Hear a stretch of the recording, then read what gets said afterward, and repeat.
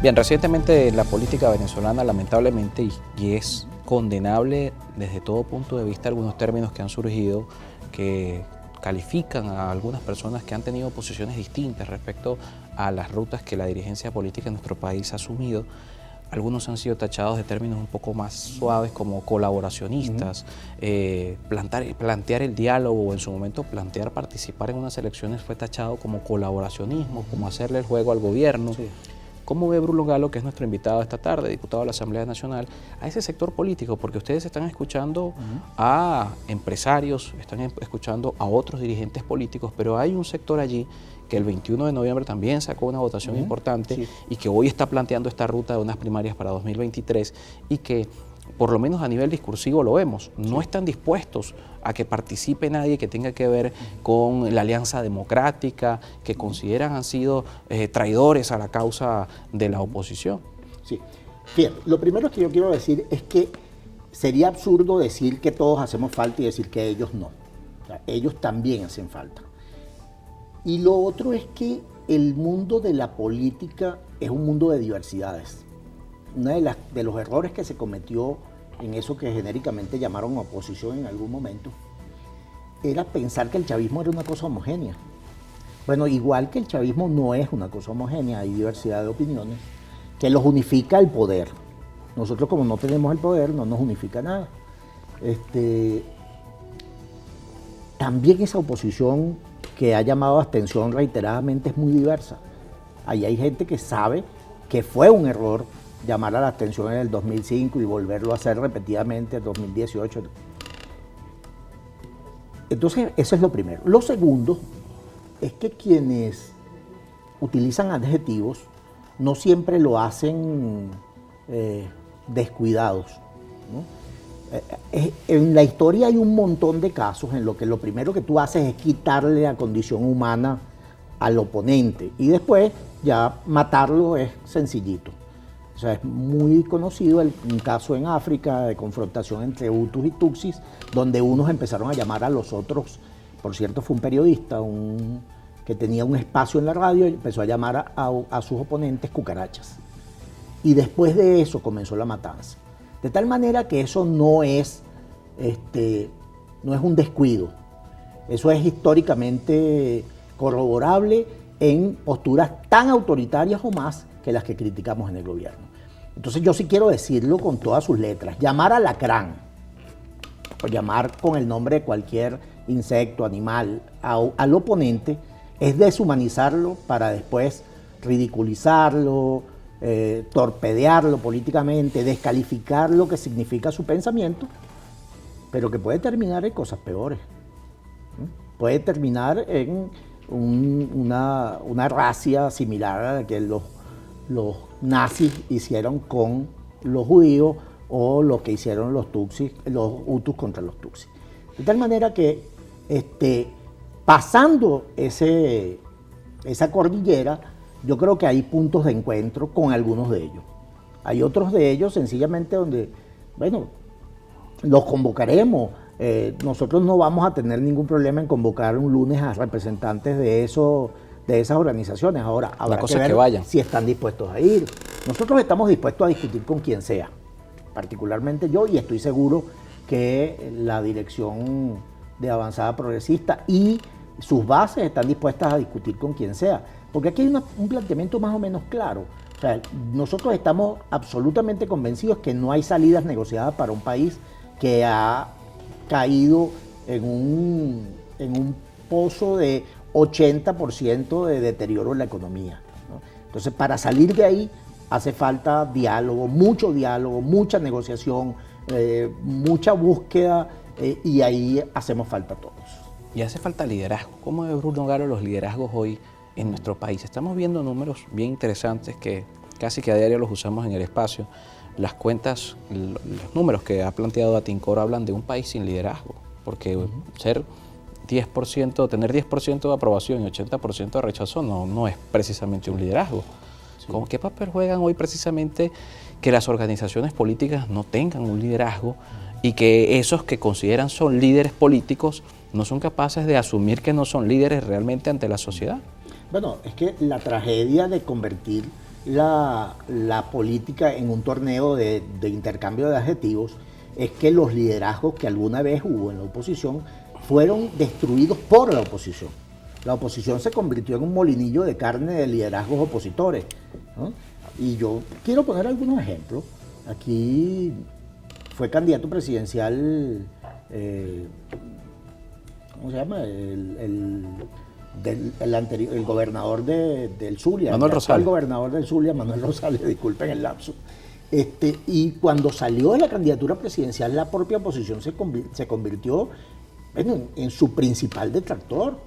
Cuando Manuel Rosales regresó a Venezuela, claro, la oposición lo destruyó, sí, en su por momento. Por supuesto, pero además, o sea, él nos sacó de la torpeza de nuestra primera incursión en la abstención. Entonces, él nos devolvió al camino correcto, al camino electoral.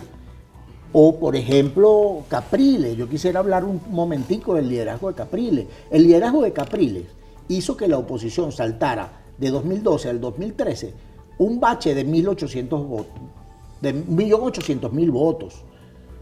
Eso no es nada sencillo. Pero la propia oposición se encargó de convertir una victoria, un salto que acortó la diferencia entre el chavismo y la oposición, que debimos salir a celebrarlo, salimos a decir que nos habían robado las elecciones, sin ninguna prueba.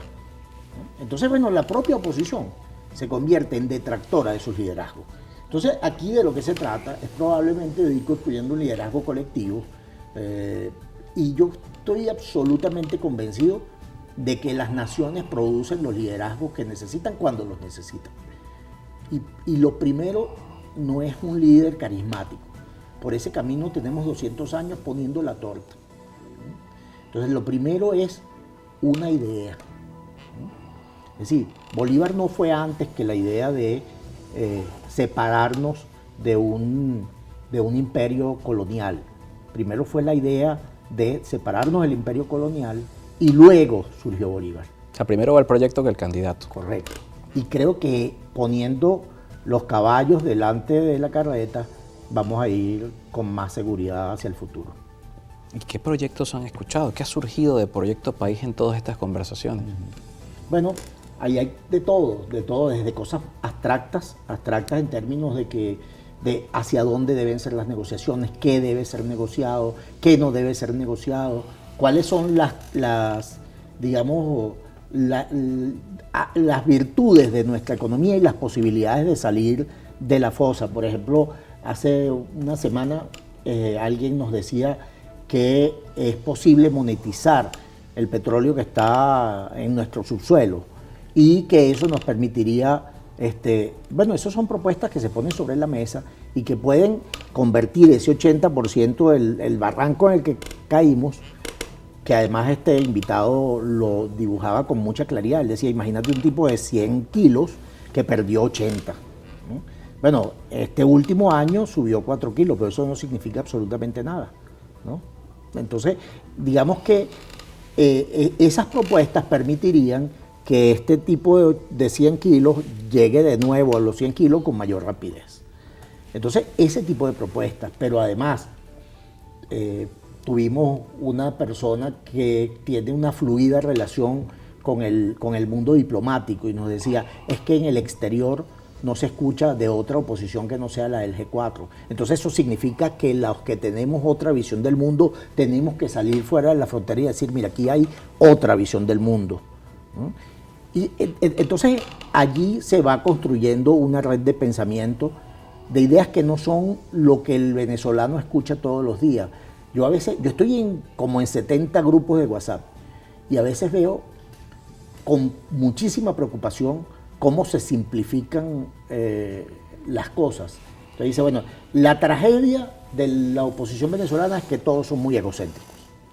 Entonces, bueno, tú dices, están reduciendo un problema político a un problema psiquiátrico de los dirigentes, ¿no? Entonces, estamos así, tenemos unas salidas muy difíciles, porque hay que comenzar por llevar todo ese poco egocéntrico a un consultorio psiquiátrico y hacer terapia. Ese no es el problema.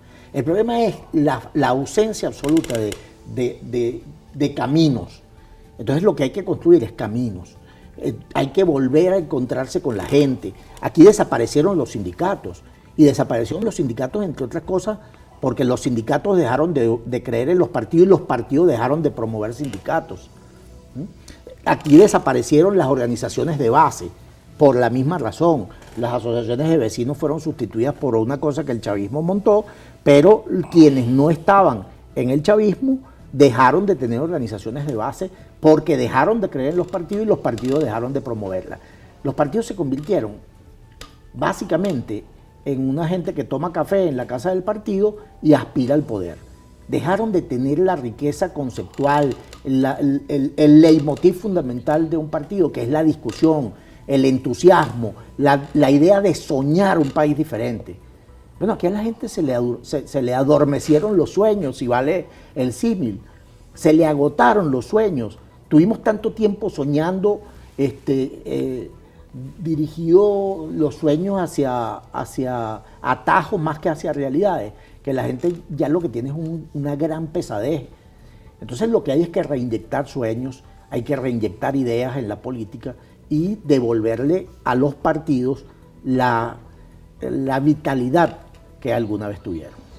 Todo un reto ese que toca de cara a 2024. Bruno Galo estuvo con nosotros, diputado de la Asamblea Nacional, miembro del Comité Ejecutivo Nacional del Partido Avanzada Progresista. Con esto hacemos punto final a nuestro espacio, como siempre agradeciéndoles a todos su participación, que también nos acompañen en redes sociales y recuerden nuestro canal de YouTube donde van a encontrar esta y el resto de nuestras entrevistas. Carlos Peñalosa en Contexto. Nos vemos mañana nuevamente.